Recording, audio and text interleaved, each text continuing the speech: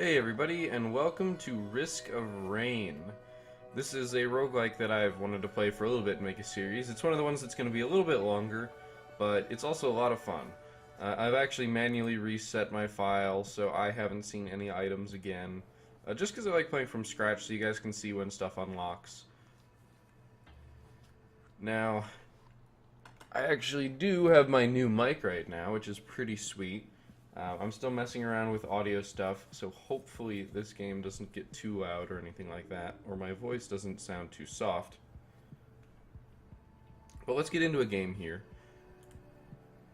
So the only character I've unlocked is the Commando, so I'm also using a controller, which means that I am not going to be using my keyboard at all. I do have to use the mouse to select some stuff here, but I prefer the controller because all your abilities are bound to the triggers and the shoulder buttons. It just kind of makes everything a little bit easier. Everything's really accessible, and at this point that's how my muscle memory is learned. And Commando is actually my favorite class. I'm going to leave it on a normal difficulty just because I'd kind of like to get a little far, and my very thorough playstyle doesn't lend itself to Monsoon. And you'll see what I mean. So the Commando is basically all about kiting. So I'm going to basically run around this entire place and get a gauge on how much money I'm going to have to spend. In this case, I just slowly track up that I'm at about 65 right now because I've seen a 40 and the 25 shop right there. For those of you who haven't played Risk of Rain, it's a really fun game. Basically, you're racing the clock on every aspect. The meter on the right, that has the timer right next to it, basically is your way of seeing how hard the game is. But at the same time, as you're trying to get through everything fast, you also need the items to get through everything fast. And so that I don't have to come back over here, I'm going to open this chest. It'll save me some trouble later. Energy cell. So the lower my health... let me move my cursor here. The lower my health, the faster I will fire, which is pretty good. I'm going to leave him there. Now these maps, every single map that you can get in this game is actually static. Most of the content on each map is procedurally generated. I have enough. The knife isn't bad, but it doesn't ever stack. I will take crit classes. I now have a chance to crit, which puts that lovely symbol above my head. Basically, this game is all about maximization, which is why it works really well for somebody who thinks like I do, because I'm very good at min-maxing stuff. Well, when I say very good, I mean I think I'm very good. I might be really bad, but I seem to do okay. So basically, every single time that timer on the right ticks up and hits the next area, the enemies start getting harder. And there's the teleporter. That red thing down there, when I hit that, the teleport event will start. Basically, I have to survive for X amount of time, which is based on your difficulty, and normal is 90 seconds. You have to kill everything, including a boss that spawns, and then you can leave.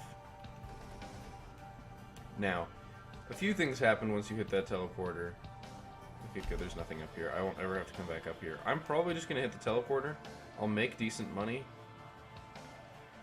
Because I've got 50, 90, and this I get to use twice for 54. I've got like $134 worth of stuff left. So this is a magma worm. Really simple boss. It jumps up and then slams back down.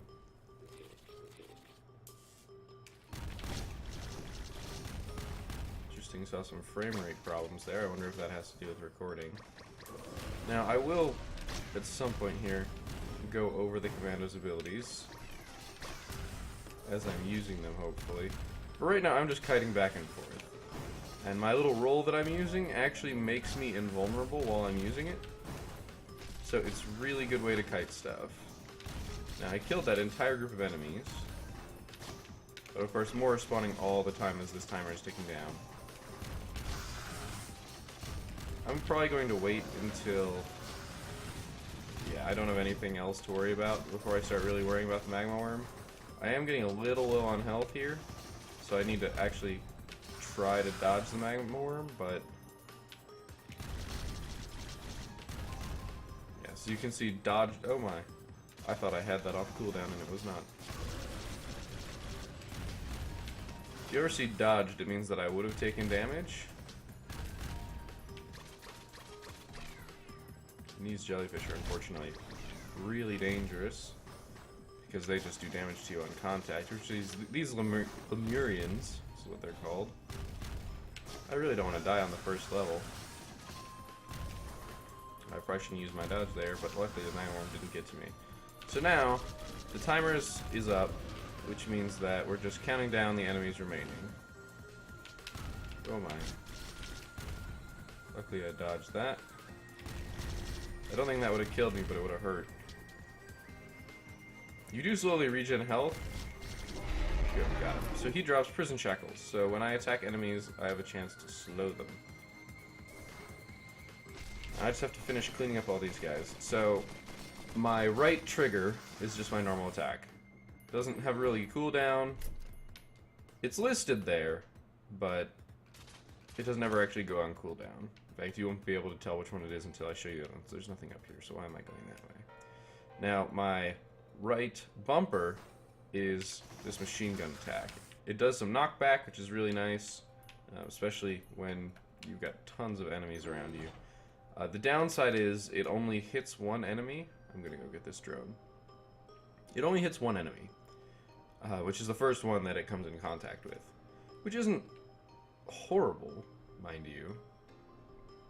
However, I actually had a 25 chest I didn't know was here. I'll explain some of these, although if you read the description, it's pretty explanatory what a lot of them do. But even so, that machine gunning can work really well.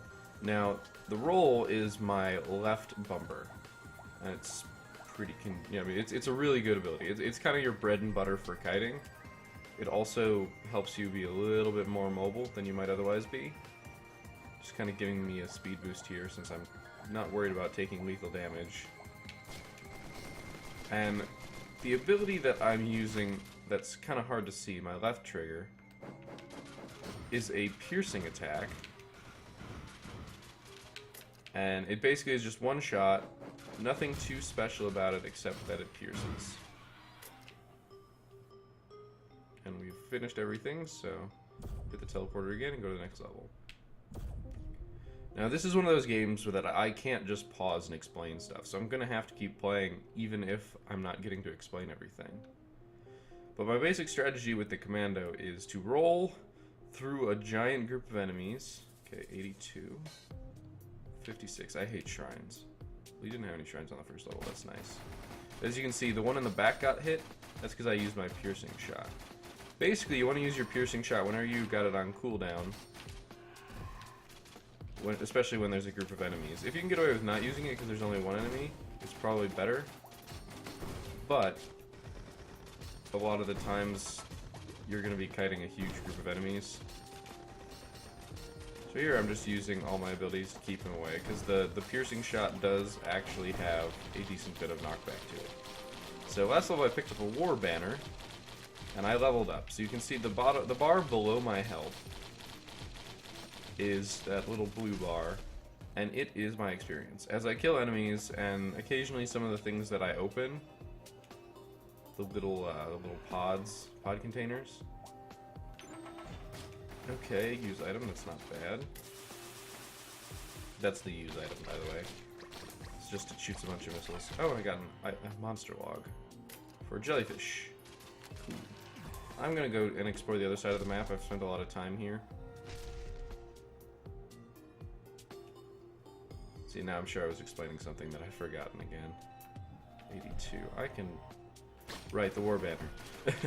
Being in that war banner, that radius, when you level up, gives you increased movement speed and increased fire speed, and also it helps you regen your health faster. Jar of Souls is really good, but I already have a decent use item, so I'm gonna get another monster tooth. Basically, after every kill, you get some health back, which can be really useful. Whereas the missile launcher just shoots a bunch of missiles. We've got 3 shrines. So shrines are luck-based. Every single time you choose to activate a shrine, you have a chance to get an item. It can be any sort of item. Okay, here's the teleport. It literally could be any sort of item. I actually might just activate the teleport, to be honest. Don't have that many items hanging out, and mostly just shrines left. In fact, I can activate, or I can open that chest. You can roll in midair. I can get that chest now, and then I can just use what money I have left on shrines. But every single time you use a shrine, it goes up in price, and significantly. So very quickly, I will be 100% unable. Okay, hello, Ancient Wisp. The boss is spawning right here. Another war banner. But basically, every single time, ouch. Every single time you use it, it becomes more and more expensive, and it becomes harder and harder to actually get. So if you're trying to get as many items as you can, shrines are really good, because shrines will actually give you 2 items before they are destroyed. You can't get an infinite amount of items out of them, which is unfortunate. But honestly, if you were to try, you'd lose so much money. Because your money is better spent on something where you're sure you're going to get an item. Because, I mean, chance of item versus guaranteed item. Ancient Wisp is dead. Timekeeper's secret. Now, because I'm in the war banner here, I'm not as worried about my health. I mean, I still need to be worried because a good number of enemies have piled up here, but I can jump back and forth. I don't necessarily need my dodge roll to get from one side to the other because the damage that I take will be significantly... It'll just be less. Oh no, my drone went down. It's okay, I'm rich enough to get him back. It's more worthwhile than a single shrine play. And when you pick up multiple of an item, they stack in some form. Not all items do, but the vast majority do. Usually the stack effect, I just picked up a second one of these, isn't nearly as good. And oh man, so many enemies. This is really dangerous. If they catch me, I'm going to just get insta-gibbed. I'm gonna have to go up the other way. Or maybe I can just slowly keep using my knockback to knock them off the edge, but that's gonna take a really long time.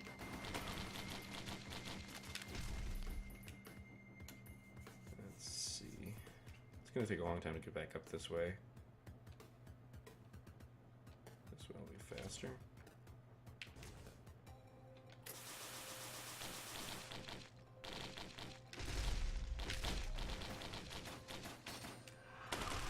Oh my. A good number of these enemies did not. So I'm going to... This is where you need the dodge roll, right there. I would have taken ridiculous amounts of damage. And then I can use my knockback. Wait until my cooldown's back off, which... definitely risky. Yeah, I'm taking way too much damage. Knowing when you can and can't kite a group of enemies is really important, and I'm about to get my missiles back. But I've got a lot of money. This is more money than I was expecting to get. I'm gonna go play some shrines. Well, you can also do stuff like this. Oh, I got a monster log for Parent, which is one of those big guys. I can get to that rope from here. So I think this is gonna be my strategy. I'm going to have to use a dodge roll to get to that rope. And I messed up. I'm trying to see if I can get off that rope, take the shot, and then get back on. That's going to take way too long. So basically all 21 enemies are stacked up right there. I've got a bunch of them really low, which is why my piercing shot can be really good. And in fact, I've actually killed most of them now, which is great. Fortunately, my drone is pretty severely damaged here, because the drone will take hits if an enemy hits it. If it's going to hit you and it misses and hits the drone, well, it hits the drone. And the drone has finite health as well. It slowly heals over time as well. Like, as you can see, it no longer has the exclamation mark above its head. But we're down to these last two enemies. I'm pretty sure I could even tank them out if I wanted to. So I'm going to use this time to quickly go get... I can probably get at least 2 or 3 items out of shrines. As you can see, it starts at 56. Sweet. Goes up to 95. Okay, well that shrine paid out really nice. I'm gonna go over to this one because it'll take me a while to get back up here if I go to the one that's down below. And if this one pays out as fast as the other one, I will only be here until maybe 16 minutes. Which means I'm already on the 3rd tier of difficulty right now. Ukulele. And more prison shackles. Okay, so we're actually picking up items pretty quickly off of these, which is pretty rare, in my opinion. I mean, sometimes shrines pay out really fast, but most of the time they're just this giant money sink. I'm just launching these missiles because I can. The cooldown is short enough that it's not going to hinder me. This is the last shrine, barbed wire. Alright, so I failed a shrine 3 times in a row. That means I actually unlock an item. And unfortunately, I cannot afford to play that for, what was that, 4th or 5th time? Something like that. But that's how shrines go. In the end, I'd say that was pretty successful. We're just going to call it. So we're going to unlock the Acrid. Now, you have a chance to get the Sunken Tombs, and if you do, there's a chance that you get if you get the right layout, in the upper right, where I luckily just spawned, you have a chance to find the Acrid's cage, and oh my, I'm taking lots and lots and lots of damage. The Acrid is actually a playable character.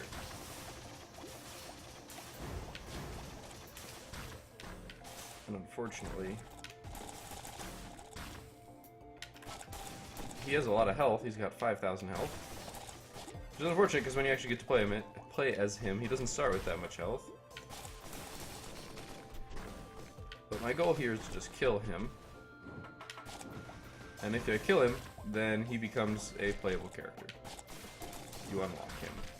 That is his unlock condition. And unfortunately, my cooldowns are not where I want them to be.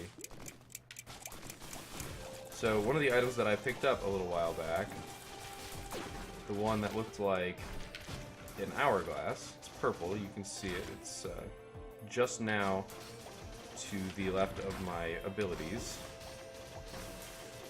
Come on, Acrid. Unfortunately, there's enough stuff spawning that the Acrid... There we go, I killed him. So I got some good money. Oh man, I died. Well, that's the first episode, I guess. Unfortunately, I didn't want to die, but I did. It was worth it. I got the Acrid. I'm not a big fan of the Acrid myself, but he's a pretty nifty character. He's got a completely different playstyle from the Commando. It shows some really interesting, like some really interesting changes in all these characters. Every single character is basically a completely different playstyle, which means that you can find the character you like. And some characters may have their strengths in multiplayer in comparison to single player. But, overall, really enjoy this game. And I hope you guys give it a shot. You can get it on Steam. I still think it's like $10, but if you wait for Steam sale, it gets down to be pretty cheap. The items that I unlocked this run were the gas can. Gas can, when you pick it up, you basically have a chance to blow up enemies. And they kind of just explode into fire on the ground when you kill them.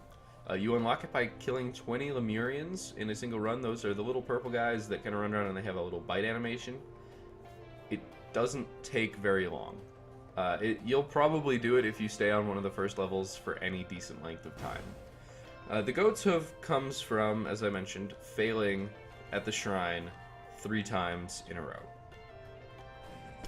You really don't have any control over it, but it's gonna happen now and then.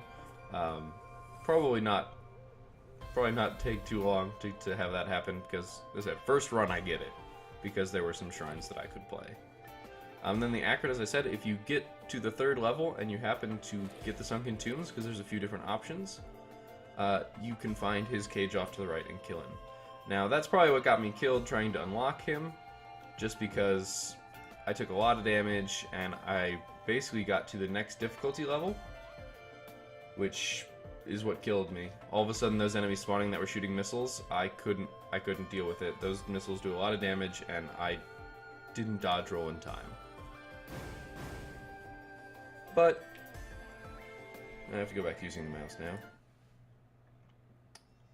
No, I didn't want to try again. I would like to try again, but I'll leave that for another video. Instead, I'm gonna go quickly here to the item log. You see, every item that I picked up is here. Now, every single item that you can unlock is listed. So there's no hidden information in this game. There's no, oh, you can get this, but only if you do something special. No. They tell you exactly what you need to do.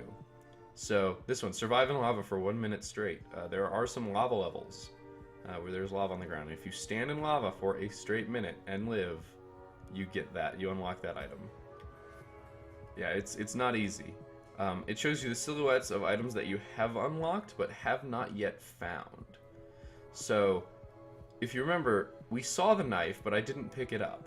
So it's still, it's still blacked out. Whereas if I have picked it up, I can click on it, and I can actually see what it is. So this was life savings. I got this out of one of the random shops. Order description. Generate $1 every 3 seconds. So every 3 seconds I got $1. And it was being sent to Mom's house. There's a little bit of flavor text everywhere in this game. So you can actually figure everything out. And actually, it's kind enough to label everything with the date that you unlock it, minus the year. But, it's got some really, order details. Hi, I'm Billy, and here is money for Mom, thanks. They really kind of went in depth on this, because this was the order on the ship that blew up in the on the intro sequence, which I didn't show you. The ukulele, order description, 20% chance to fire chain lightning for 4 times 33% damage. It's got priority shipping, just kind of describes its rarity. It's green rarity, so it just has priority. Some really interesting flavor text on all this stuff. I didn't pick up anything particularly rare. Shipping method military for that use item. So for me, this isn't going to be like a Binding of Isaac game where I play through, maybe unlock some stuff, explain some of the items. Honestly, this game is really transparent. It doesn't require any of that, well, this is how this actually works. Everything's very straightforward, and it's really fun, and it's really simple to pick up. And there's multiplayer, both co-op and online. Monster logs. I got 2 monster logs. The jellyfish. Some really cool art here. Tells you its top speed, how much damage it does, how much health it has. I mean, if you really want to math everything out, you will have no trouble. It's blank, so I'll go back to the table of contents. Apparent, it's one of these guys. Lovely art style. I can't wait to do more and more of these runs. A lot of times they'll go really long. Luckily for you, if you didn't have too much time to watch, I died pretty quickly. It gives you a game completed percentage.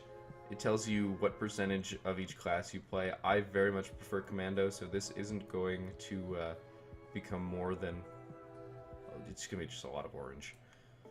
It gives you overall stats.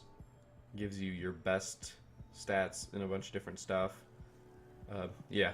Ackard was my nemesis. He did tons of damage to me. And also achievements. These achievements are slightly overlapped with stuff going on in the actual item panel. These are very simple checklist of what you have and haven't unlocked. So these are just general ones. Doesn't matter who you are. But if you look at the characters, I don't have very many characters, so it's not going to tell me all of these. But it'll say Commando, dodge 7 lethal attacks. That is over multiple playthroughs. Commando, activate the 3rd teleporter without being hurt once. That one's not easy. In fact, this one right here, kill the Magma Worm, Wandering Vagrant, and Colossus, all 3 of which are bosses. We saw the Magma Worm, we did not see the other 2. You unlock a character. If you beat the 3rd stage, which I didn't quite do because I died too fast, you can get this character. If you collect 15 monster logs, this one. If you find the robot janitor, you unlock this one. Free the chained creature. This was the Acrid, so Acrid unlocked. The achievements that are specific to the Acrid are underneath. So you can see what you need to unlock new characters. You can see what you need to unlock items. Basically just means that I don't have to explain any of that.